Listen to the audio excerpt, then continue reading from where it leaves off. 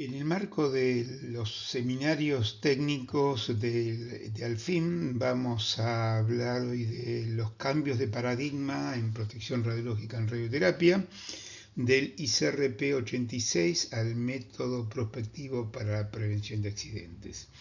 Este material está basado en un curso precongreso, el Simposio Internacional sobre Protección Radiológica, que tuvo lugar en Cusco, Perú, en noviembre de 2023. En esta presentación vamos a hablar sobre los conceptos de accidentes, incidentes y casi accidentes, cómo se diferencian entre sí y por qué es relevante al tema que nos toca. Haremos una muy breve introducción a fin de contextualizar el problema de la historia de la radioterapia y de la historia de la protección radiológica, para luego sí concentrarnos en la publicación número 86 del ICRP, cuyo paradigma podríamos resumir en aprender de los accidentes que ocurrieron una vez que ocurrieron. Y obviamente fue necesario cambiar de paradigma, y el actual está basado principalmente en el método prospectivo para la prevención de accidentes e incidentes y casi accidentes, es decir, no esperar a que los problemas ocurran, sino ir previniéndolos anteriormente, desde el inicio. Y finalmente haremos hincapié en cómo algunas actitudes relacionadas con la cultura afectan negativamente la seguridad, lo hicieron en el pasado y lo siguen haciendo actualmente. Lo que observamos aquí es la carátula de la publicación de la International Radiation Protection Association, Guiding Principles for Establishing a Radiation Protection Culture, es decir, una guía general para establecer la cultura de la protección radiológica, y ahí, en esta publicación, hay un punto básico que vamos a leer textualmente como está en esa publicación, que dice: en términos generales, el concepto de cultura se relaciona con las ideas, creencias, costumbres que son compartidas y aceptadas por las personas en una sociedad. Es también un todo complejo que incluye el conocimiento, las creencias, el arte, la moral, el derecho, las costumbres, valores, símbolos, rituales y cualquier otra capacidad y hábito adquirido por las personas como miembros de la sociedad que determinan actitudes y comportamientos. Acá podemos ver, de acá se evidencia que la cultura no es algo que puede ser impuesto, sino que tiene que trabajarse de a poco, paulatinamente. Seguramente va a haber retrocesos en algún momento, pero el objetivo es tratar de que la tendencia sea a mejorar esa cultura de la seguridad y de la protección radiológica. Vamos a ver algunos ejemplos de cómo todo esto debe ser mejorado. La radioterapia fue uno de los primeros campos donde se utilizaron con éxito las radiaciones ionizantes. Eso fue muy revolucionario, fue una revolución en su momento. Desde hace más de un siglo, continuamente se están mejorando las técnicas, evolucionando las técnicas y mejorando los resultados. Pero también se amplía el menú de cosas que pueden salir mal. Por lo tanto, no solo aumentan las cosas, en cantidad las cosas que pueden salir mal, sino que van modificándose variando los tipos de accidentes y de errores que pueden llegar a ocurrir, y son cada vez más difíciles de detectar. Por eso en las próximas diapositivas haremos una muy breve historia, una muy breve presentación en realidad de la historia de la radioterapia, desde los pioneros hasta la danza de siglas detrás de la cual acechan infinidad de problemas.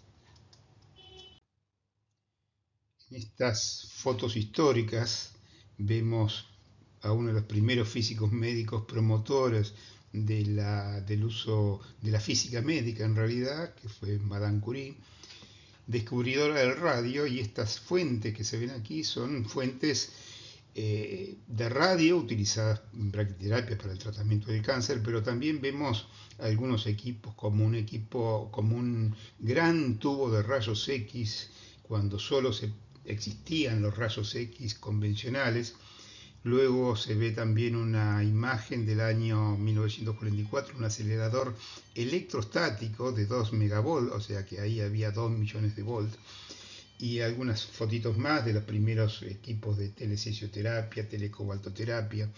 En general podríamos decir que los resultados con los estándares de hoy eran pobres, más bien pobres, aunque era mucho lo que se podía hacer, y frecuentemente había complicaciones y las dosis ocupacionales solían ser muy altas.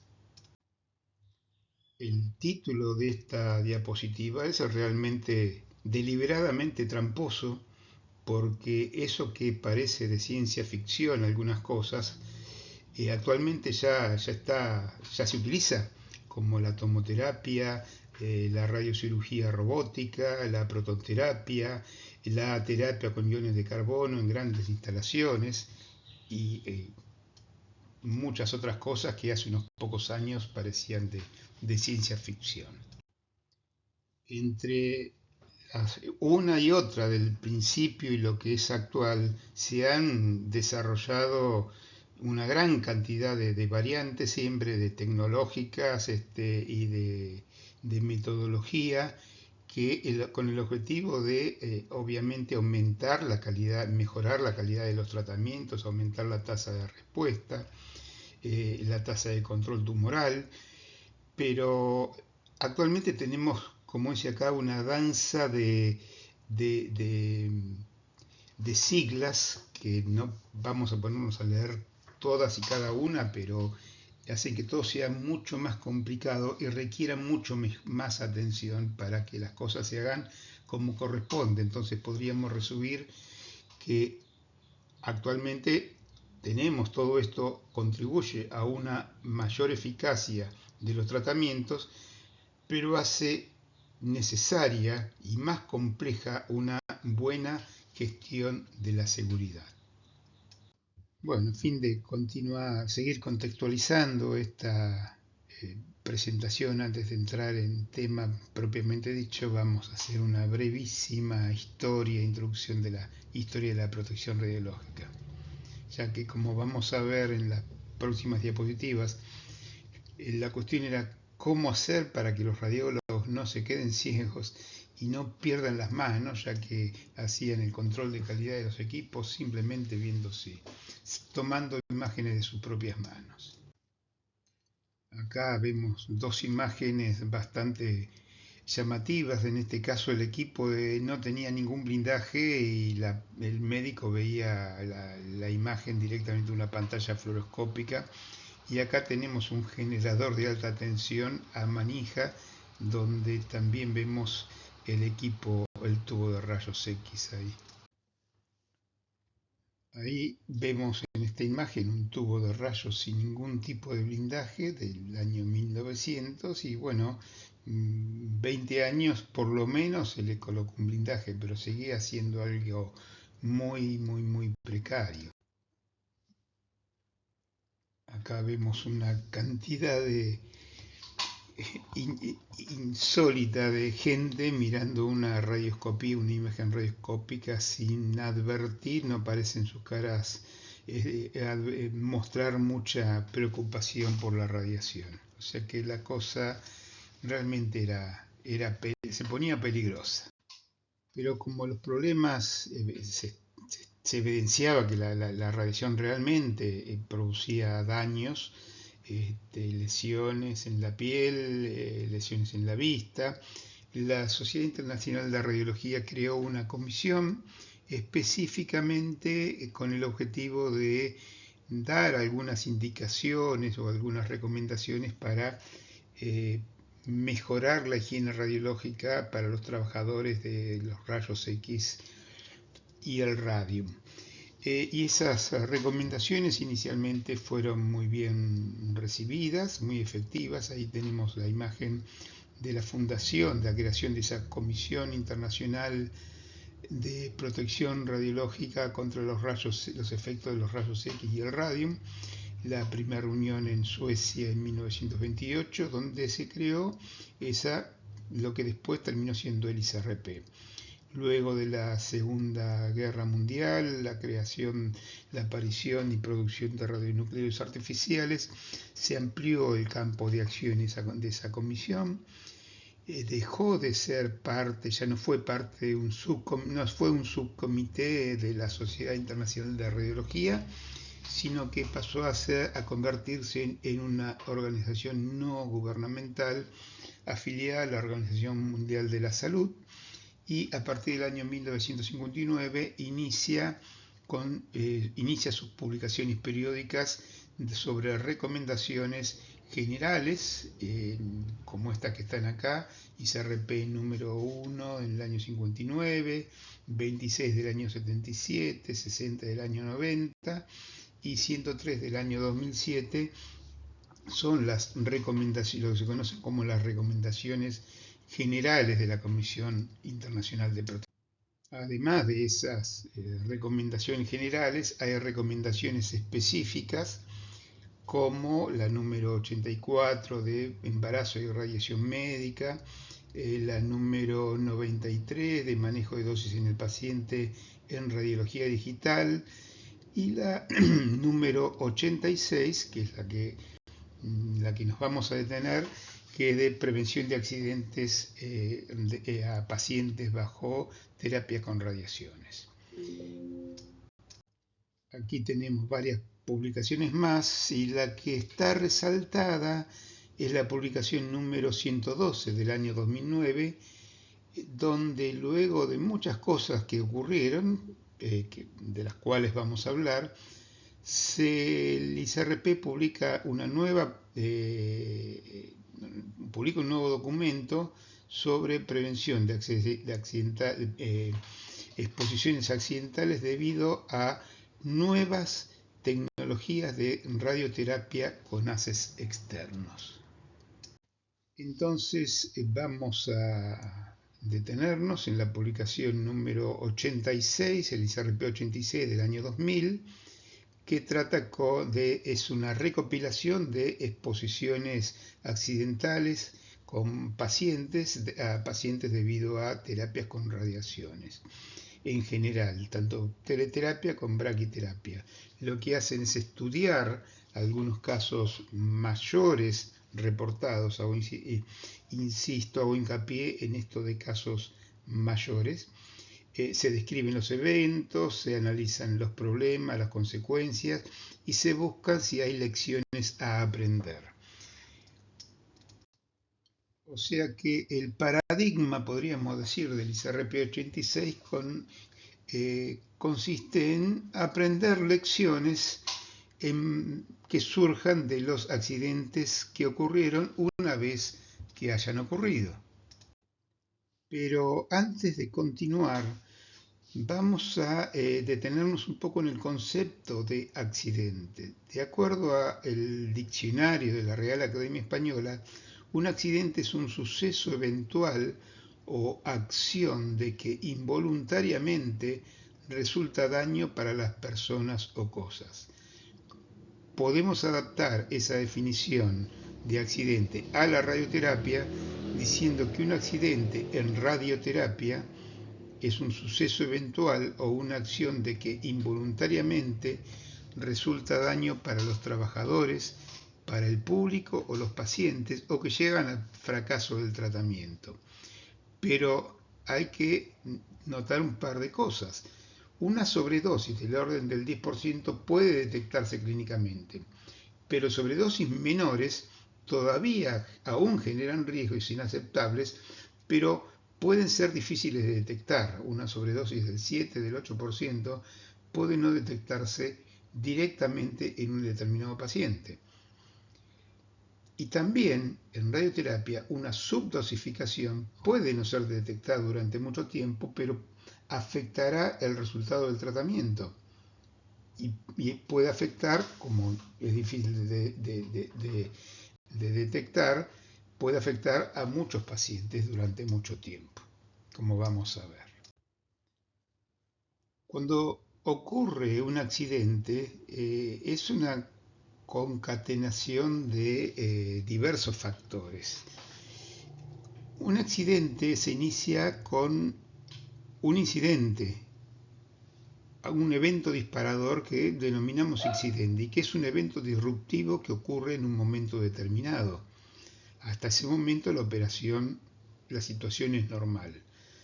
Lo que ocurra después, lo que se haga o lo que se deje de hacer o cómo se haga, va a contribuir a que el accidente tenga determinadas consecuencias, unas consecuencias u otras de mayor o menor gravedad. Entonces, la gravedad de un accidente está condicionada por la naturaleza de ese evento disparador y por una serie de factores adicionales. Uno de los más importantes, de los más relevantes, es el tiempo que se tarda en detectar que efectivamente algo está funcionando mal. Ese delta T entre el momento de iniciación del incidente, la ocurrencia del incidente y la detección, es lo que puede determinar que tengamos un incidente menor o tengamos una tragedia. Vamos a describir someramente algunos accidentes descritos en esa publicación del ICRP, no en profundidad, pero sí en algunos aspectos fundamentales y que tengan que ver principalmente con las actitudes de las personas. Bueno, comenzaremos con un accidente muy importante que ocurrió en Brasil en 1987, donde se mudó a un hospital, quedó abandonado el edificio, y en ese edificio abandonado dejaron un equipo que tenía una fuente radiactiva de 1375 curí con una sal soluble de cesio 137. Obviamente, rápidamente o pocos días después, ese equipo, alguien ingresó ahí, se llevó la fuente y sin saber que era una fuente radiactiva, la abrió y se contaminó, una contaminación gigantesca donde se contaminaron muchas casas, una gran superficie, muchísimas personas se contaminaron, 4 fallecieron con síndrome agudo de radiación, por lo menos esos son los que están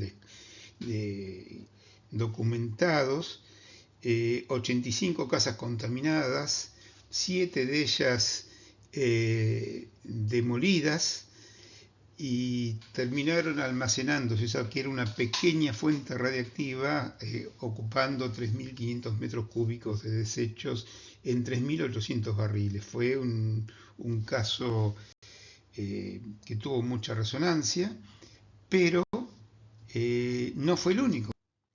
Hubo otros casos documentados en Malasia, en México, en Turquía, de situaciones similares. Eso habla de una actitud de falta de responsabilidad, falta de conciencia de que podría llegar a ocurrir algo así, y bueno, ocurrió. Vamos a describir no un accidente, sino una serie de accidentes que tuvieron lugar durante más de un año en lugares diferentes de Norteamérica, Estados Unidos y Canadá. Y podríamos resumir como que la causa fundamental está en el riesgo de introducir tecnología novedosa sin chequearla lo suficiente, sin hacer lo que ahora llamaríamos un exhaustivo programa de aceptación. Esta serie de accidentes ocurrieron desde junio de 1985 hasta enero de 1987. Estamos hablando de 6 eventos que en realidad tuvieron la misma causa y algunos pacientes tuvieron sobredosis y algunos fueron tan severas que los pacientes hubo algunos fallecimientos. El fabricante había incluido una computadora para control de procesos a fin de automatizar automatizar la operación lo más posible, en un equipo que tenía dos modalidades de operación. Haces tratamiento con haces de rayos X y tratamiento con haces de electrones. Cuando se irradian, la modalidad es rayos X, la corriente que circula por la guía de onda es mucho mayor que cuando se irradia con electrones. La falla ocurría aleatoriamente y hacía que en ciertas muy poquitas situaciones se irradiara con electrones, pero con la corriente que correspondía a rayos X, que era 100 veces mayor, y por lo tanto la dosis era 100 veces mayor. O sea, por una falla del diseño del software, algunas veces no se colocaba el blanco y el filtro aplanador, entregando una dosis de electrones 100 veces mayor.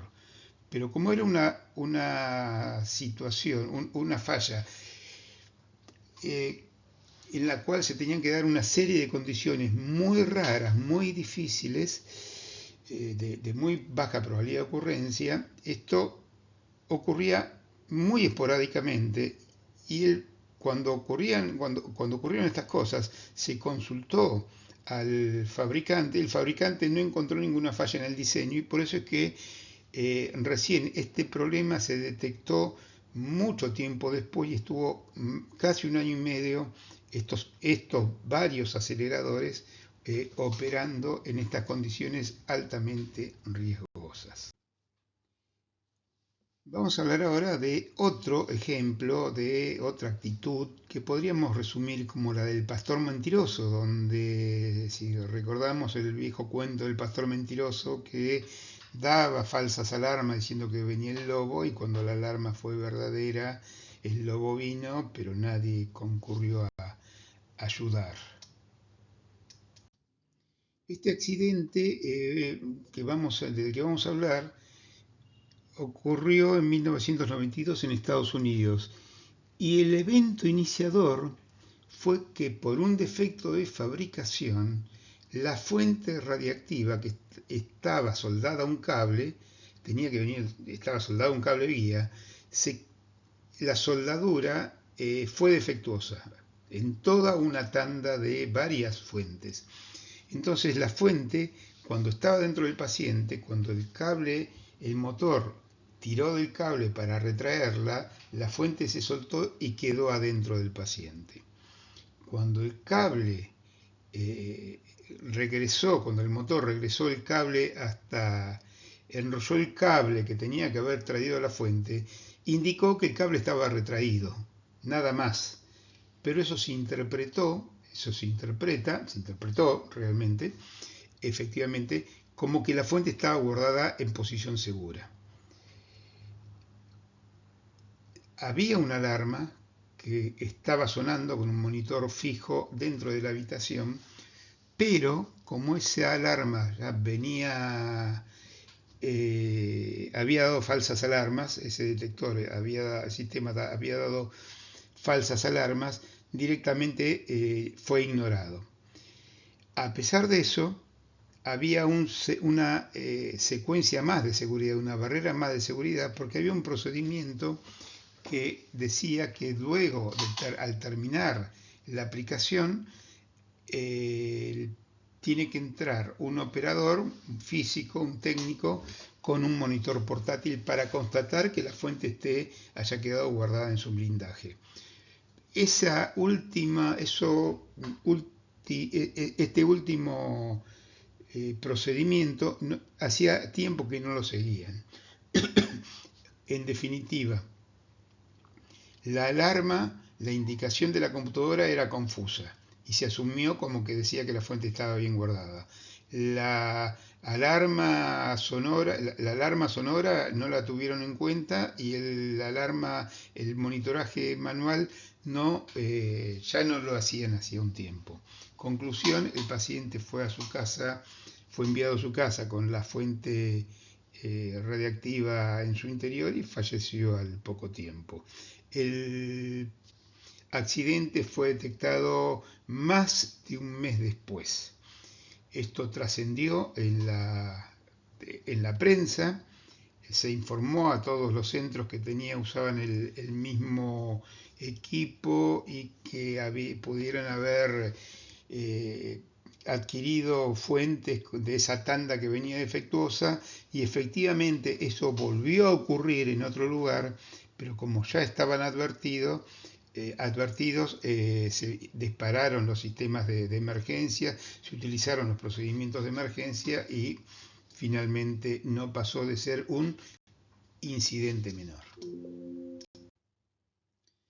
Vamos a hablar ahora de otro accidente, de otro evento muy conocido, donde entre los muchos factores que contribuyeron a que esto tuviera las consecuencias graves que tuvo, vamos a mencionar dos. El primero es lo que se llama sesgo de confirmación.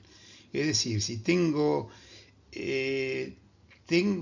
hay una tendencia a creer en aquello que confirma lo que queremos escuchar.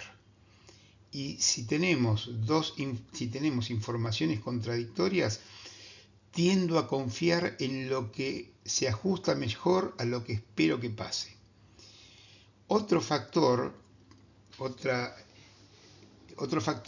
que contribuyó a todo esto en cuanto a las actitudes es lo que llamamos síndrome de viernes por la tarde. Muchos accidentes, varios, en diferentes ámbitos, no solo médicos, se tuvieron lugar porque hubo podemos decir, una baja en la guardia, una desatención, debido a que, bueno, es viernes por la tarde, ya nos estamos por ir, no estamos tan atentos, y bueno, si los procedimientos de seguridad son muchos, muy largos, muy complicados, bueno, algunos los vamos a pasar por alto.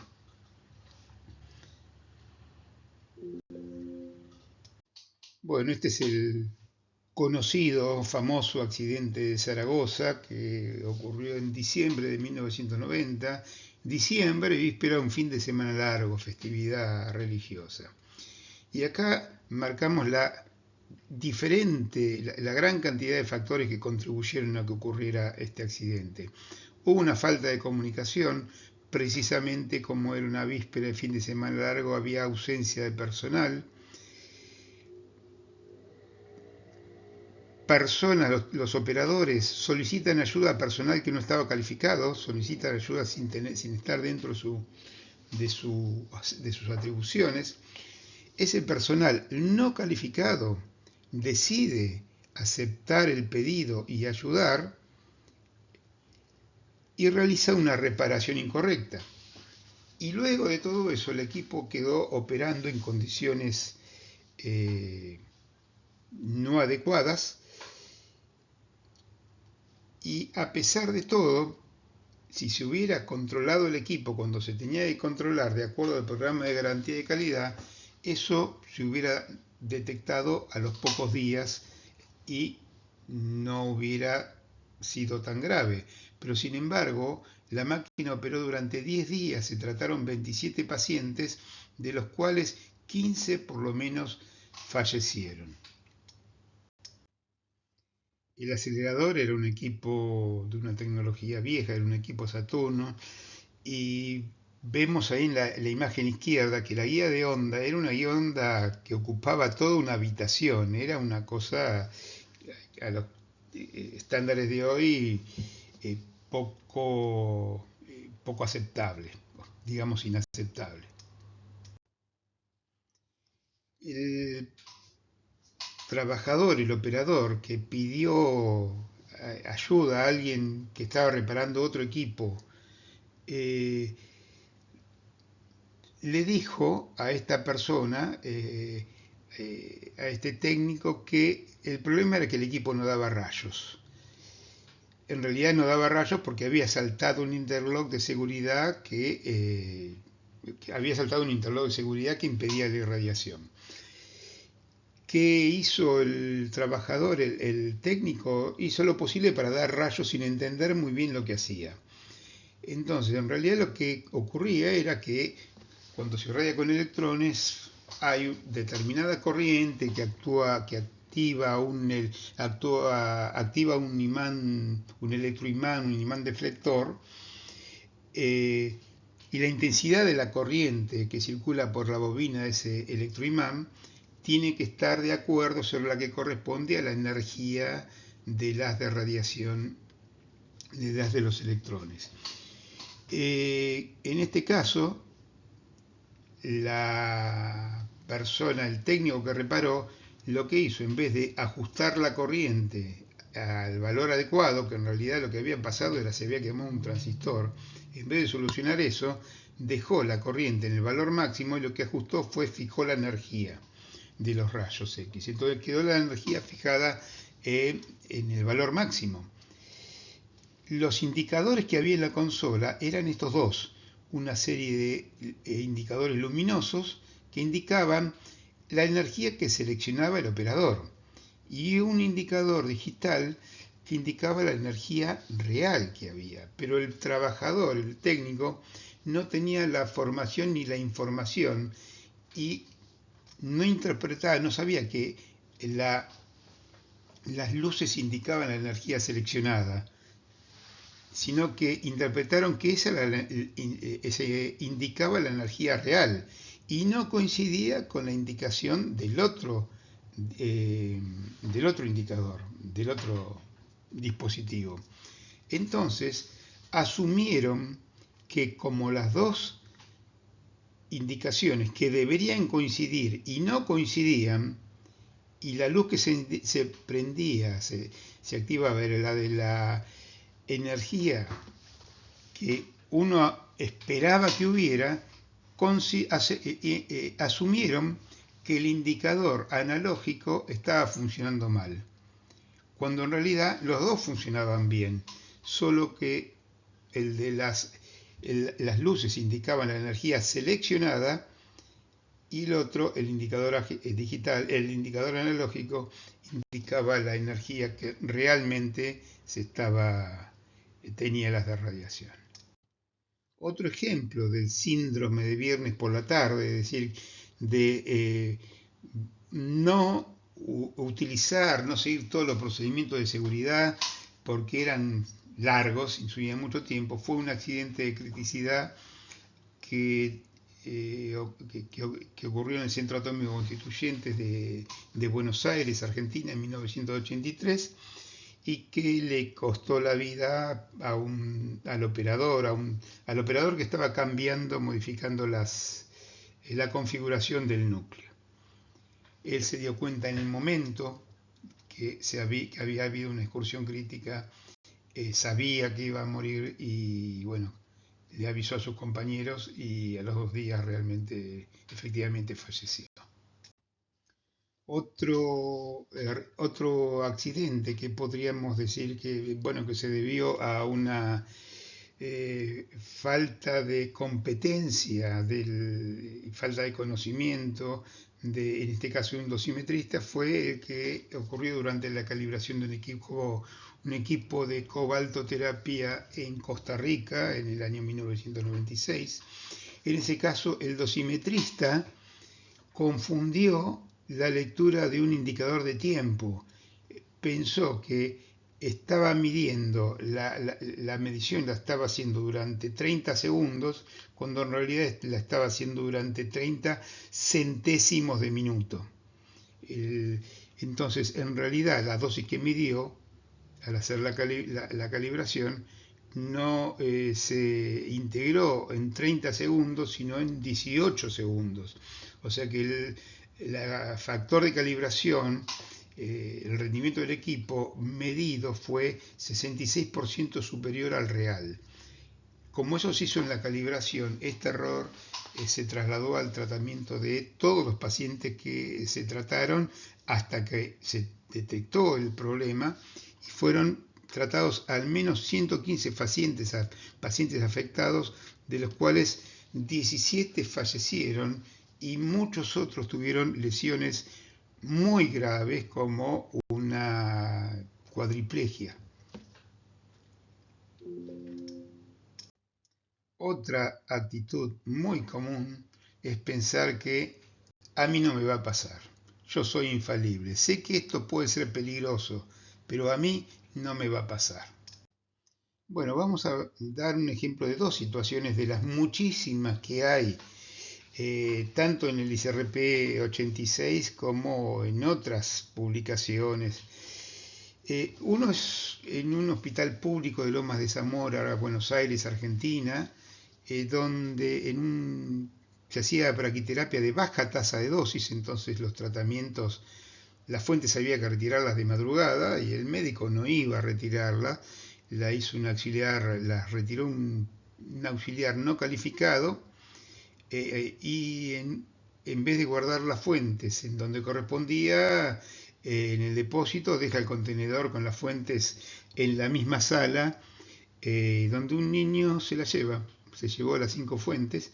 Después esas 5 fuentes se recuperaron en diferentes momentos, estaban dispersas en diferentes lugares y el niño y su hermana, que fueron los más expuestos, tuvieron un seguimiento durante más de un año donde no se evidenciaron efectos determinísticos. Otro que parece insólito, y es insólito, un médico participó en la reparación de su propia bomba de cobalto y llegó a tocar por breves segundos la fuente de cobalto sufriendo graves lesiones en la mano, entre ellas la amputación de varios dedos y una sobreexposición importante en todo el cuerpo.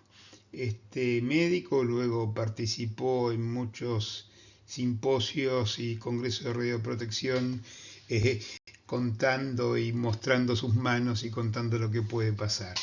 Pero estos dos, como muchos otros, demuestran que una cierta displicencia pensando que las cosas a mí no me van a ocurrir. Bueno, hubo estos actitudes negativas, estos déficits de la cultura de la seguridad y de la protección, no solo ocurrieron en áreas, en actividades médicas, sino también en muchas áreas, como el accidente de El Salvador, que ocurrió en una planta de radiación industrial, un accidente de gammagrafía, o varios, en este caso el de Yanago en Perú, donde se perdió una fuente radiactiva, se cayó una fuente radiactiva y el operador no se dio cuenta. El propio accidente de Chernobyl, que dice, bueno, quienes diseñaron la central pensaron que no era necesario poner una cúpula de contención, un sistema de contención para la eventualidad de un accidente con pérdida de material del núcleo, confusión del núcleo, porque asumían que eso nunca podía pasar. Entonces, como nunca va a pasar, entonces los reactores, el reactor de Chernobyl no tenía una cúpula de contención. Antes del accidente de Chernobyl fue el accidente de Three Mile Island en Estados Unidos, donde también una serie de actitudes negativas, de las cuales tal vez la más grave, la más importante, la más relevante fue una pésima comunicación. Bueno, en resumen, en la publicación en el CRP 86 hubo involucrados pacientes, público y trabajadores. Principalmente los accidentes donde se involucró el público son las que hubo pérdida, fuga, extravío de material radiactivo o robo. Ahora, a partir de eso mejoraron muchas cosas de la seguridad, como hubo más regulaciones, mejor comunicación, más programas de entrenamiento. La Agencia Internacional de Energía Atómica envió, armó misiones de asistencia y se implementó, se difundió la implementación de programas de control y de garantía de calidad. Pero esas actitudes que vimos peligrosas, podríamos decir, persisten y persistieron y siguieron generando accidentes luego del año 2000. En resumen, de esta primera parte, de este paradigma de aprender aprender lecciones de los errores, bueno, uno aprende de los errores, pero el costo puede ser muy alto, como vemos ahí un accidente ferroviario en Buenos Aires. Fue una tragedia tremenda donde hubo 52 fallecidos, casi 800 heridos. Eso disparó, eso hizo que las autoridades del gobierno cambiara el parque ferroviario, cambiara los trenes, cambiara las vías, la señalización, implementara nuevos sistemas de procedimientos más seguros, pero después de que pasó lo que pasó, el costo fue muy alto. Bueno, vamos a hablar de algunos casos posteriores a la publicación del ISRP 86, que estos corresponden al periodo del año 2000-2007. El accidente de Panamá, un caso muy difundido, ocurrió en el año 2000 mientras estaba publicando el ISRP 86, y se debió a una concatenación de muchos factores, muy diversos factores, y que el evento iniciador fue el hecho de que los médicos le pidieron a los físicos algo que el planificador, o sea, la herramienta para implementar lo que los médicos pedían, no estaba en condiciones, por diseño, no estaba en condiciones de hacer, y los físicos, con muy buena voluntad y muy mal criterio, decidieron y consiguieron engañar de alguna manera al planificador para lograr lo que los médicos pedían. Pero dependiendo de en qué sentido se moviera el digitalizador para diseñar las protecciones, el cálculo lo hacía bien o lo hacía mal. Eso era una falla no era robusto el sistema de planificación. Pero nadie se dio cuenta que a veces las cosas salían bien y a veces salían mal. O sea que hubo una falla del software.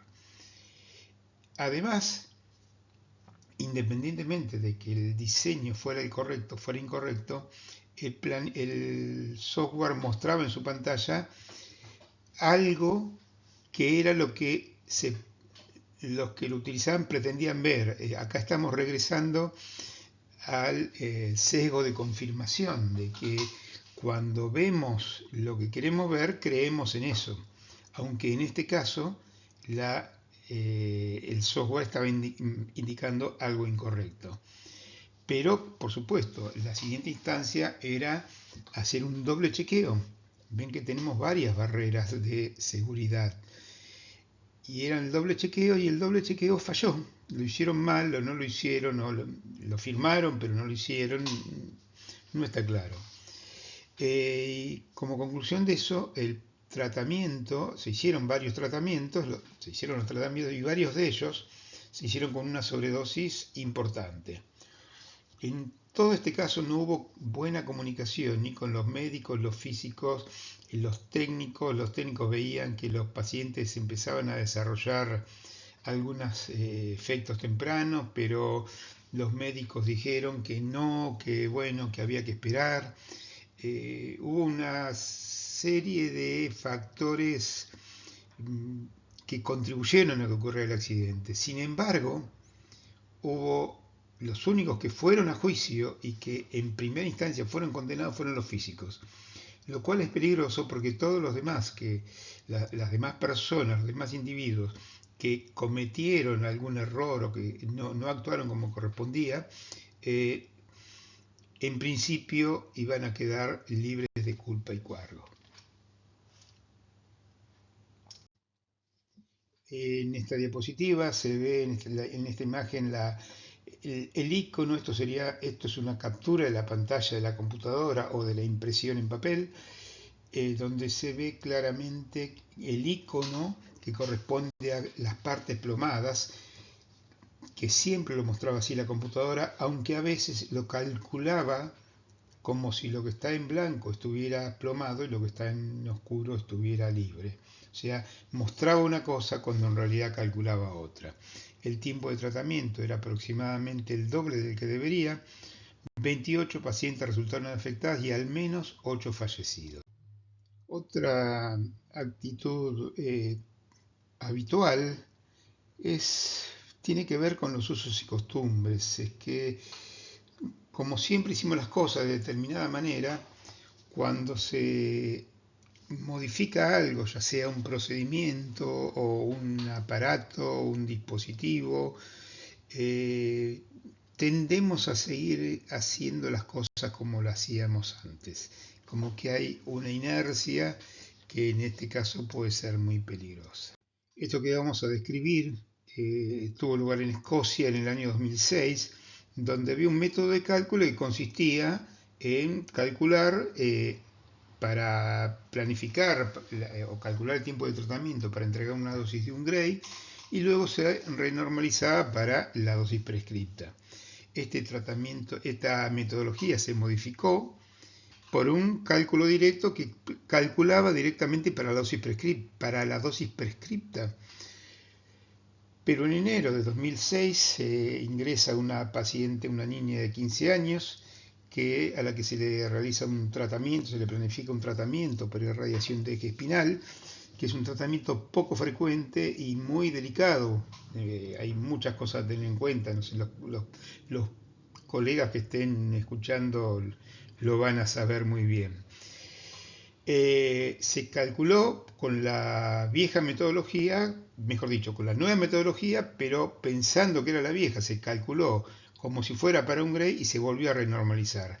La conclusión es que la paciente recibió una dosis total en el cráneo de más de 55 Gray en 19 fracciones de casi 3 Gray. Falleció 9 meses después, luego del accidente, pero no se le achacó, no se le adjudicó a esta situación ese fallecimiento. El error se detectó un año más tarde cuando se probó en otro paciente, se produjo el mismo error, exactamente el mismo error, pero se detectó el problema cuando se hizo el cálculo independiente. Y ahí se comprobó que con el caso anterior la pacientita había recibido esta dosis y ahí se vio que la muerte había sido por el desenlace trágico había sido se había debido a este error. Este caso ocurrió en el hospital de Epinal, Francia, y se debió a un cambio de metodología de trabajo, pero ahora con cuñas, de pasada de cuñas mecánicas que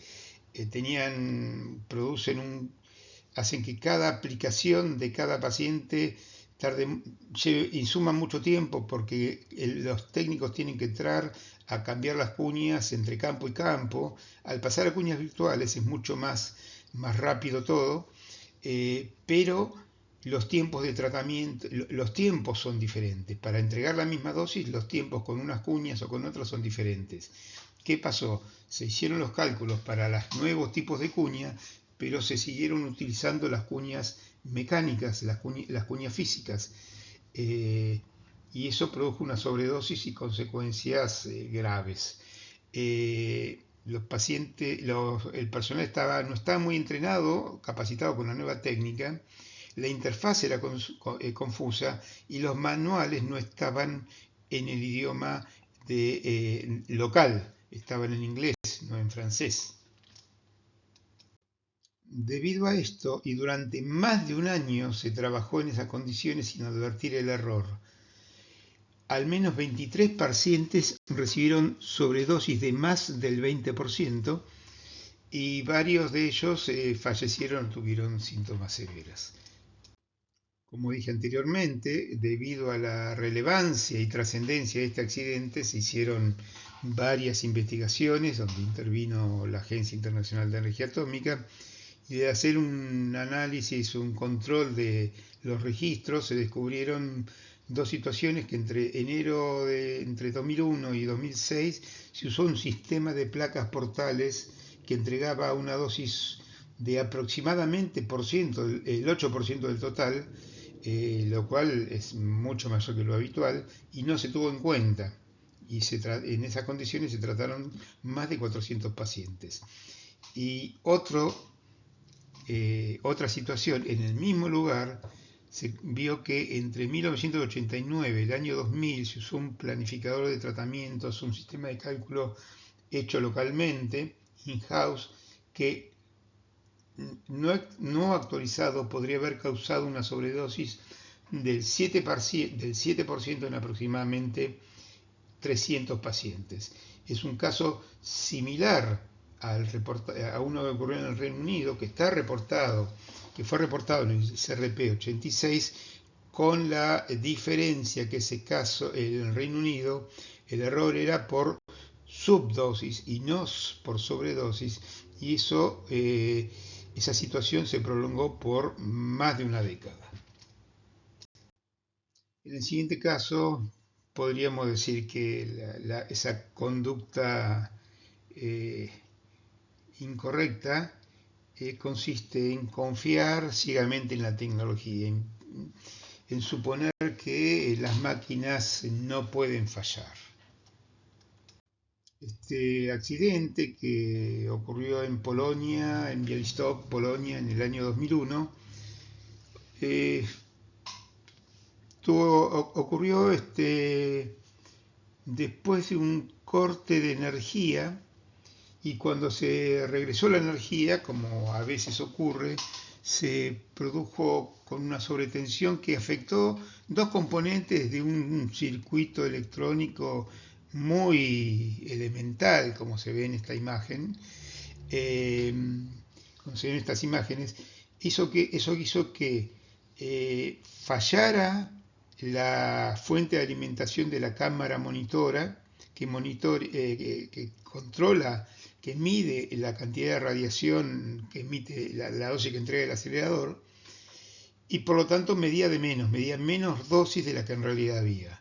Por supuesto, como eso es un sistema crítico, si la cámara si esa cámara monitora no está correctamente polarizada, el equipo no debe irradiar. Pero falló tanto el sistema de alimentación de la cámara, el sistema de polarización, el circuito de polarización, como el interlock que impedía la irradiación cuando la tensión de la cámara no era correcta. Conclusión, un sistema automático al detectar menor corriente de haz inyectaba más electrones, más corriente de haz, y eso produjo que la corriente de haz subiera de 1,1 ampere a 1,4, lo cual no parece ser mucho, o parece no ser mucho, pero eso significó una sobredosis, que la dosis se multiplicara aproximadamente por 50. Estas pacientes, esto es un ejemplo de uno de las pacientes que recibió una dosis cuando llega a recibir una dosis de 2 Gray, recibió una dosis de 100 Gray en unos pocos segundos. Hoy sería imposible volver a operar un equipo después de un corte así, sin controlar su funcionamiento. Siempre hay que hacer una serie de controles mínimos. Pero ahora lo tenemos internalizado. En ese momento, no. Este también fue un caso con mucha resonancia, muy difundido. De hecho, hubo esta nota, esto que se ve aquí es un título de una nota de New York Times referida a este caso, donde dice que la radiación ofrece nuevas curas, pero también modos de producir daño. Era un tratamiento de intensidad modulada de cabeza y cuello, donde, como sabemos todos los físicos en radioterapia que están escuchando, los que no, les digo que cada vez este tipo de tratamientos requiere un control de calidad paciente específico para comprobar para cada paciente y para cada campo que lo que se le va a entregar al paciente, lo que entrega la máquina, coincide realmente con lo planificado. Bueno, en este tipo de técnicas de intensidad modulada, una vez que se planifica y que los médicos aprueban la planificación, se prepara el tratamiento y se tiene que enviar a la computadora que maneja el acelerador. Lo que se envía son 3 grupos de archivos, tres paquetes de archivos. Uno que van en formato DICOM RT, esos pasaron correctamente. Después una serie de imágenes, los archivos de imágenes para verificación también pasaron correctamente. Y finalmente tienen que pasar los archivos que indican el movimiento de las láminas durante el tratamiento. Esos son los archivos que no pasaron correctamente. Cuando estaban pasando esos archivos, el sistema se colgó, aparecieron estos mensajes con los que todos estamos familiarizados, y cuando pasa esto, cuando se cuelga la computadora, apretamos Control Alt y Suprime, y en este caso se paró toda la transferencia, pero se transfirieron 2 de los 3 archivos.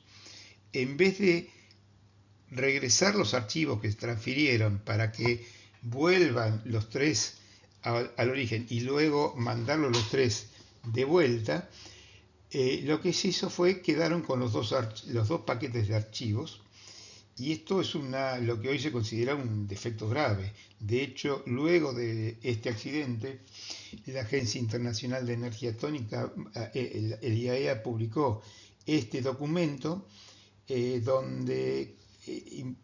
describe las pruebas que hay que hacer para comisionar los sistemas de registro y verificación,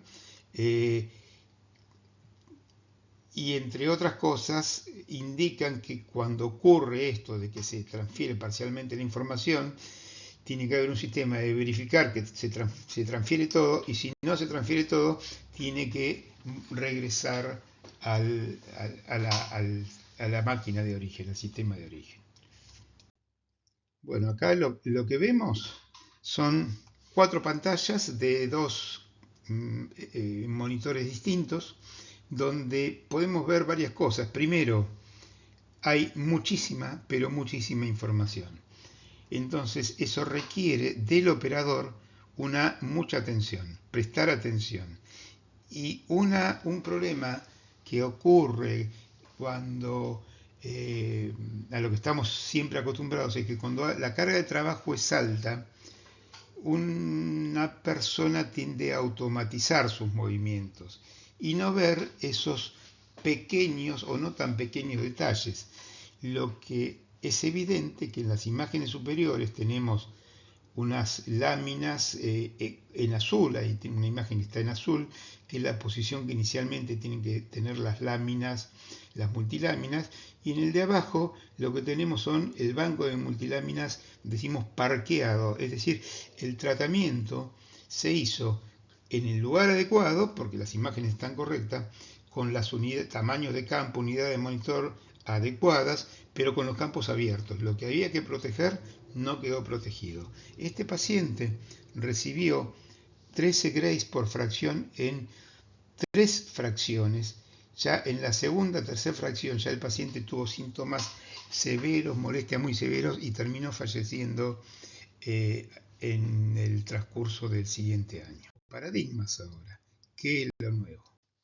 Bueno, como dijimos, luego de todos estos accidentes que vimos recién, en el año 2009 se publicó el ICRP publicó un nuevo documento, el número 112, cuyo tema es prevención de exposiciones accidentales debido a nuevas tecnologías de radioterapia de haces externos, donde entre otras muchas cosas dice que la puesta en marcha de una nueva tecnología sin el esfuerzo concomitante entre la educación, la formación y el programa de control de calidad es peligroso.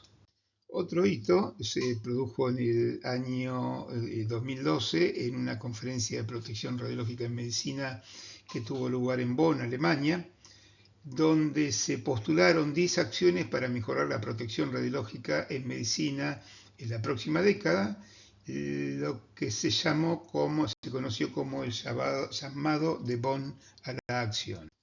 Entre esas 10 acciones está la acción número 1, que fortalecer la implementación del principio de justificación, lo mismo con la optimización de la protección y la seguridad, mejorar, fortalecer el compromiso, el rol de los fabricantes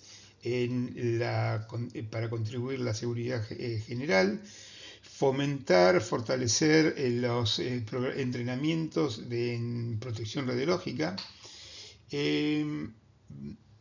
incrementar la disponibilidad de información global mejorada, y el punto 7 en el que nos vamos a detener en las próximas imágenes es mejorar la prevención de los incidentes con radiación en la práctica médica. Y el 8, no menos importante, es fortalecer la cultura de la seguridad radiológica en el cuidado de la salud. La acción número 7 es mejorar la prevención de incidentes y accidentes debido a los usos médicos de la radiación, e incluyó diferentes ítems. La primera de esas acciones, esos puntos correspondientes a la acción 7, es implementar y apoyar sistemas de reporte de seguridad voluntarios, remarco lo de voluntarios y educativos, con el propósito de aprender de la realimentación de experiencias de eventos, es decir, lo que hablamos antes de aprender de los eventos que ocurrieron, pero no solo de accidentes, sino de eventos que pueden ser incidentes o casi accidentes. Entre los sistemas de reporte de seguridad voluntarios, uno de ellos, tal vez el más conocido, el más difundido, es el sistema SAFROM de la Agencia Internacional de Energía Atómica.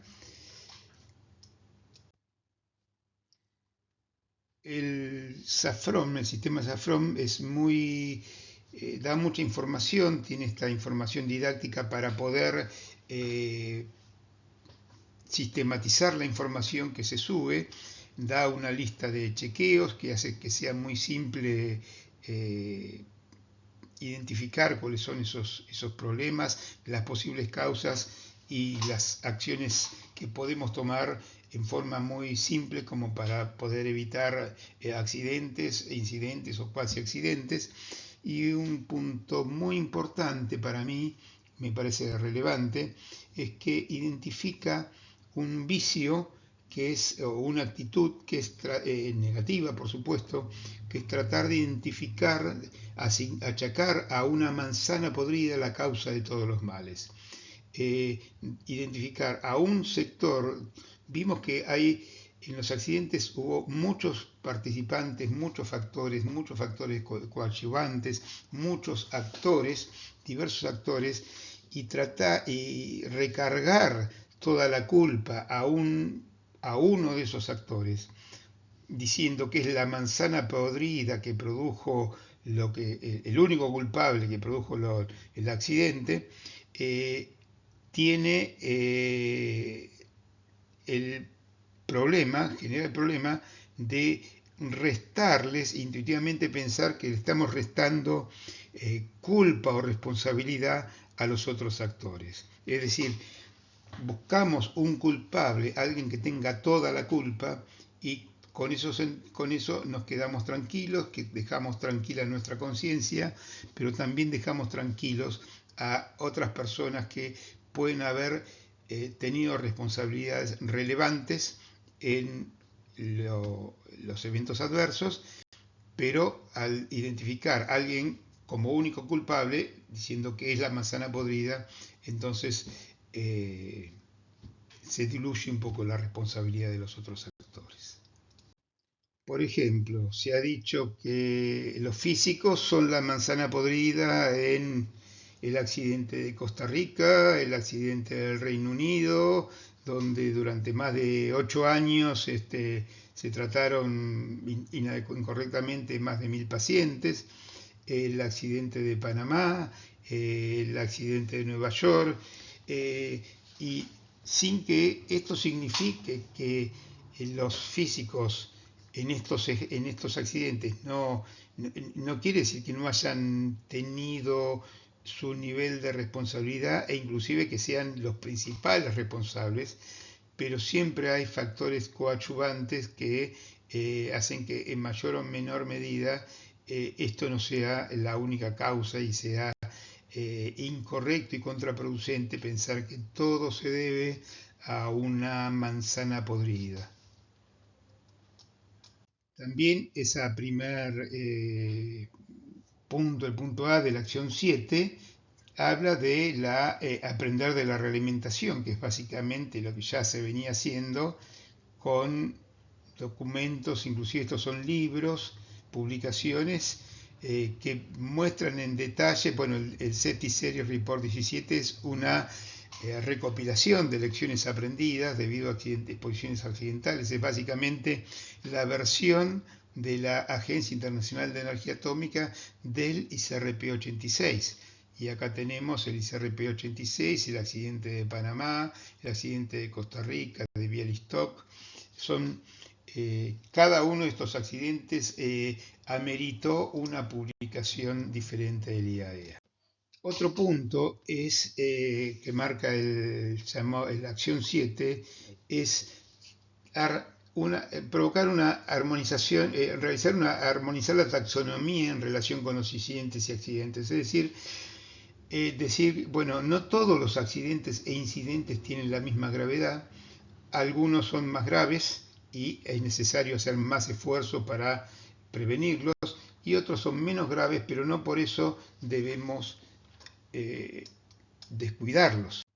Decíamos que no porque sean menos graves unos accidentes o incidentes respecto de otros haya que ignorarlos, simplemente darle la prioridad que corresponde, darle el peso que corresponde, y por eso es que diferentes situaciones ameritan, digamos, a diferentes situaciones corresponden diferentes escalas en una graduación taxonómica, y eso es lo que va a decir, bueno, recomendar cuáles son las acciones recomendables respecto de cierto tipo de accidentes u otros. También se propone incluir esta metodología no solo a la radioterapia, sino extenderla a otras modalidades de uso médico como la medicina nuclear, cosa que hoy, 2024, tal vez de todas, es la que más se ha logrado. Y el punto D dice implementar métodos prospectivos de análisis de riesgo para incrementar la seguridad de la práctica clínica. Ese método prospectivo consiste en identificar una serie, cuáles pueden ser los sucesos que puedan dar lugar, que pueden ser sucesos iniciadores y que pueden dar lugar a un evento más grave, determinar cuál es la frecuencia de esos eventos iniciadores. Este procedimiento está basado y adaptado del análisis probabilístico de seguridad en las centrales nucleares. Luego, evaluar los riesgos asociados a cada una de esas cadenas de eventos, cuantificar las secuencias accidentales y hacer un análisis de sensibilidad aplicando barreras. Y por supuesto, siempre teniendo presente la cultura de la seguridad. Aquí tenemos el modelo de Reason de las capas de queso Gruyère, donde lo que indica es identificar cuáles son aquellos eventos que podrían atravesar las diferentes capas y llegar a finalizar en un accidente, para ahí agregar alguna capa más que impida el pasaje de este evento por este lugar. Para eso hay una serie de herramientas muy sencillas, adaptadas de ese análisis probabilístico de seguridad, pero muy sencillas y muy prácticas para adaptarlo a radioterapia, como el software Zebra, generado por el Foro de Organismos Reguladores de Iberoamérica, y otras herramientas más.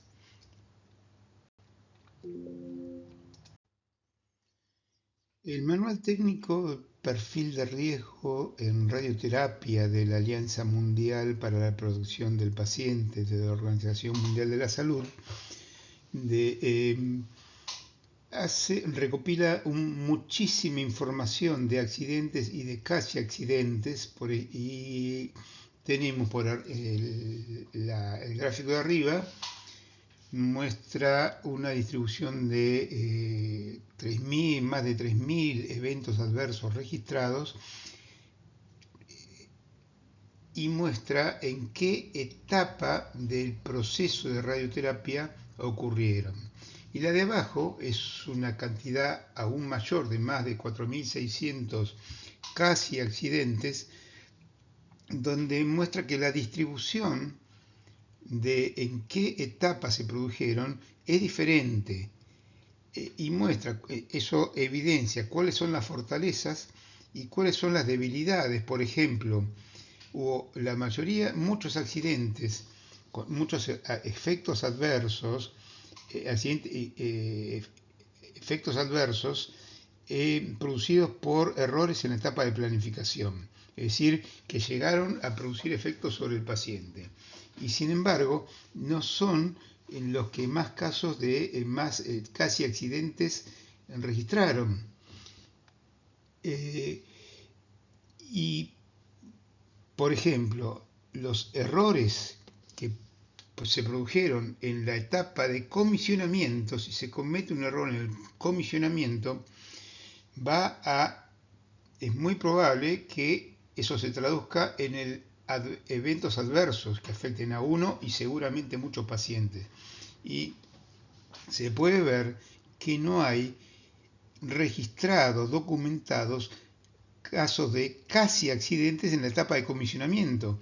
Eso hace que sea necesario reforzar reforzar medidas y sistemas de redundancia para evitar problemas durante el comisionamiento. Bueno, aquí vemos una herramienta que también se puede obtener de la página de la Agencia Internacional de Energía Atómica, que es un kit de herramientas para implementar las medidas de las recomendaciones del llamado de Bonn a la acción. Bueno, en resumen, hoy podemos decir que el paradigma está basado en el enfoque retrospectivo. Hay todavía más normas y regulaciones, mucho mejor comunicación, hay más programas de entrenamiento, más programas de asistencia, y hay una mayor participación de todas las partes involucradas, incluso los fabricantes, inclusive las asociaciones de pacientes. Y por supuesto se han difundido más y más los protocolos de control y garantía de calidad. Periódicamente hay reuniones y eventos internacionales donde se trata todo este tema, todos estos temas, como la Conferencia Iberoamericana de Protección Radiológica en Medicina, que tuvo lugar en Madrid en el año 2016, obviamente no solo involucrado la radioterapia, donde se desarrollan también más herramientas para que sea más práctico y sencillo aplicar estos métodos prospectivos de los que estuvimos hablando. Por ejemplo, este es una parte de uno de los ítems que se trataron en ese Congreso de Madrid, donde la idea es identificar un problema, cuáles son las soluciones que se pueden sugerir, soluciones sugeridas para solucionar ese problema, pero no solo declamar qué es lo que hay que hacer, sino determinar y fijar indicadores para seguir ese seguimiento, para el seguimiento de ese problema y de la efectividad de esas herramientas, para realmente poder decir, bueno, esto es lo que podemos hacer y esta herramienta funciona, estas propuestas se pueden hacer, se pueden llevar a la práctica. Es muy amplio, pero mucho más abarcativo, muy abarcativo. Hay continuamente se realizan eventos, simposios donde se discuten y se perfeccionan todas estas herramientas que acá mencionamos, como por ejemplo, ahí vemos las imágenes del Congreso de Arequipa de 2017, el de Guayaquil 2020, y así tenemos mucho más para continuamente hay en todas partes del mundo. Actualmente, finalmente la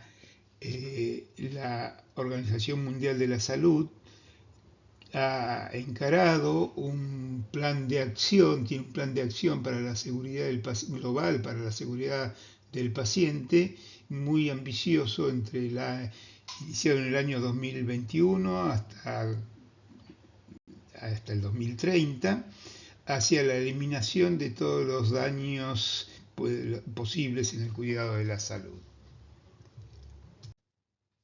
Este plan de acción de 2021-2023 para la seguridad global del paciente es muy ambicioso e incluye representantes de no solo de los organismos médicos, físicos, organismos profesionales, otras partes involucradas como los fabricantes, los organismos reguladores, representantes del paciente. Los invito a incorporarse a este plan de acción global para la seguridad del paciente. Podemos resumir en que cada vez hay es mucho menos probable, es poco concebible de que ocurran accidentes catastróficos como los que vimos de Goiânia y Zaragoza. Sin embargo, hay cada vez más cosas que pueden no tener esa relevancia, pero que hay que tratar de evitar. Tenemos a nuestro alcance herramientas cada vez más eficaces que están desarrollándose actualmente en relación con la seguridad. Normas, documentos, programas de formación continua, sistemas de comunicación, pero no alcanza. Las actitudes individuales y colectivas siguen siendo un factor crítico. Todo esto que vimos, todas estas actitudes que afectan negativamente la cultura de la seguridad radiológica siguen existiendo. Bueno, muchas gracias, espero que esta información les haya sido de utilidad y quedo a vuestra disposición para colaborar y para ampliar esta información en la medida que esté a mi alcance y que les pueda ser útil. Y por supuesto los esperamos en Antigua Guatemala en marzo del 2025. Muchas gracias.